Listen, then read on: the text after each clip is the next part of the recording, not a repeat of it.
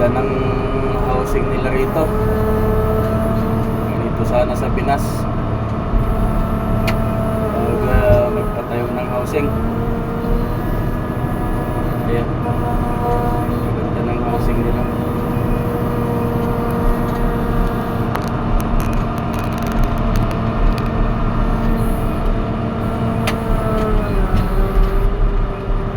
Ganda rin yung kulay.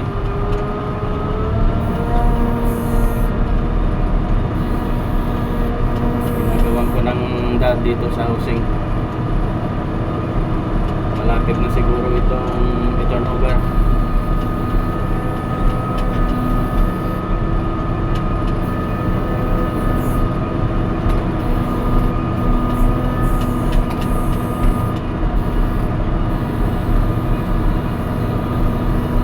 Mga bahay ito.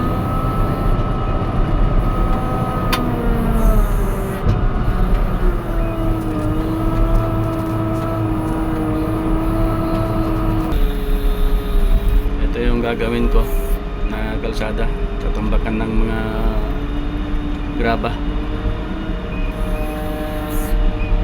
Inayos na nung kasamahan ko si Johnny, operator ng bulldozer. Ganda ng housing nila.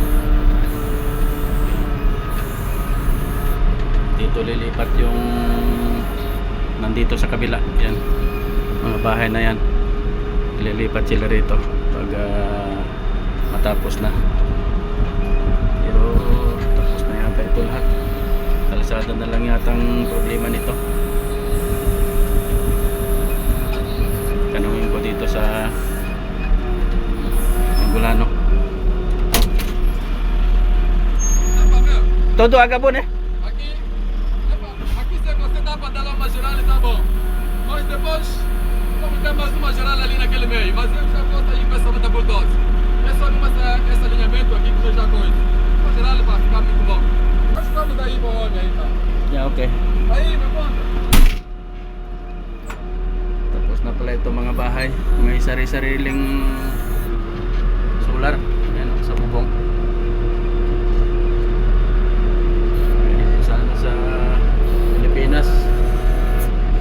Ang relocation. Ganda ng bahay.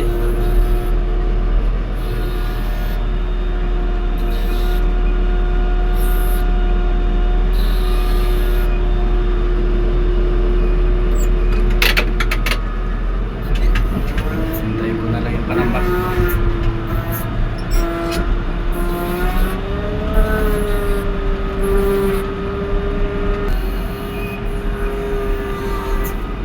Malapit kasi sa kalsada itong mga bahay na yan, kaya lilipat dito sa likod. Yan yung isang baryo. Lilipat sila rito sa likod. Ito na yan, nakina ng tubig. Tapos mga solar, solar yung bahay. Patong sa taas ng bubong, solar yan.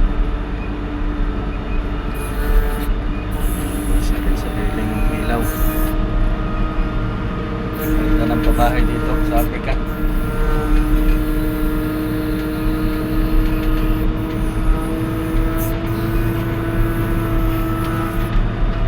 Malapit na itong turnover.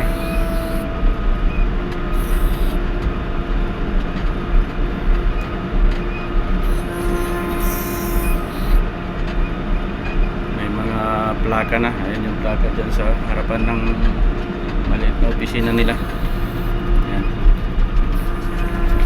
Turnover na siguro ito.